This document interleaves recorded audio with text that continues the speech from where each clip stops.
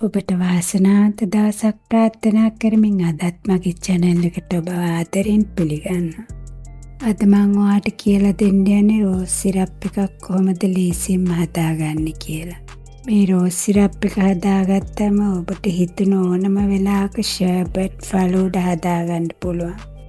ඔබට හරිම ලේසියෙන් මේ සිරප් එක හදාගන්න පුළුවන්. අපි දැන් බලමු හදන පිළිවෙල.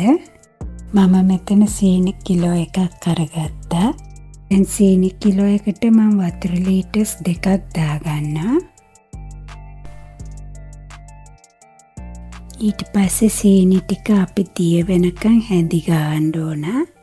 ඊට පස්සේ මම මේක අඩු ගින්දරේ විනාඩි 10ක් විතර උතරව ගන්නවා. විනාඩි 10කට පස්සේ රතු පාට ෆුඩ් කලරින් මේස හැඳි එකමාරයි. රෝස් එසන්ස් මේස හැඳි දෙකකුයි එකතු කරගන්නවා.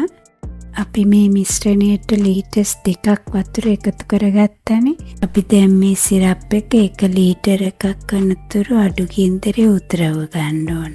ඒ කියන්නේ හරියටම භාගයකට හිඳව ගන්න ඕන. දැන් අපේ සිරප් එක හදලා ඉවරයි. දැන් අපි මේක නිවෙන්න තියාගමු.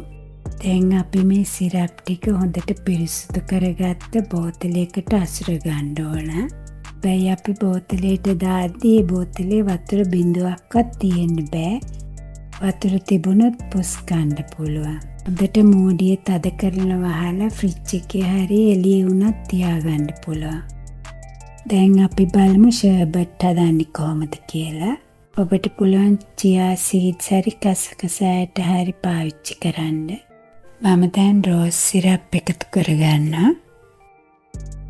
දැන් වතුර එකතු කරගමු. දැන් මම chia seeds හැන්දක් එකතු කරගන්නවා.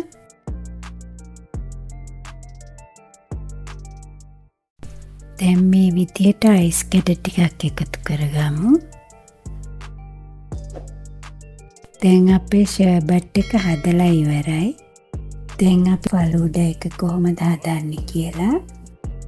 අයිස්ක්‍රීම් ස්කූප් එකයි ජෙලි ස්වල්පයයි කසකසයට හරි chia seeds හරි කැරමල් කරපු කජු ස්වල්පයක් කූල් කරපු කිරි කෝප්පයයි. දැන් මම වීදුරුවකට සිරප් ටිකක් දාගන්නවා. මේ සිරප් එක ගොඩක් පැණි රසයි. ඒ නිසා ගොඩක් එකතු කරගන්න අවශ්‍ය වෙන්නේ නැහැ. දැන් මම කිරි ටික එකතු කරගන්නවා මේ විදියට.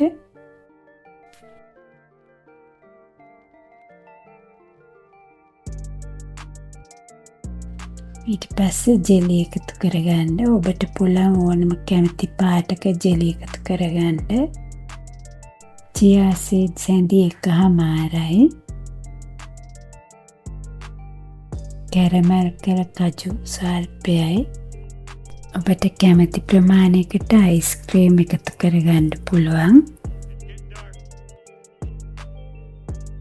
දැන් උඩින් කැරමල් කරපු කජු ස්වල්පයක් එකතු කරගමු. දැන් අපේ falooda එක හදලා ඉවරයි. ඉතින් ඔබ මගේ වීඩියෝ එකට කැමති නම් subscribe කරන්න, like කරන්න, comment කරන්න. ඉතින් Flavor Town channel එකත් සමග රැඳී හිටියට ඔබට ගොඩක් ස්තුතියි. ඔබට නිරෝගිමත් වාසනාවන්ත දවසක් ප්‍රාර්ථනා කරනවා.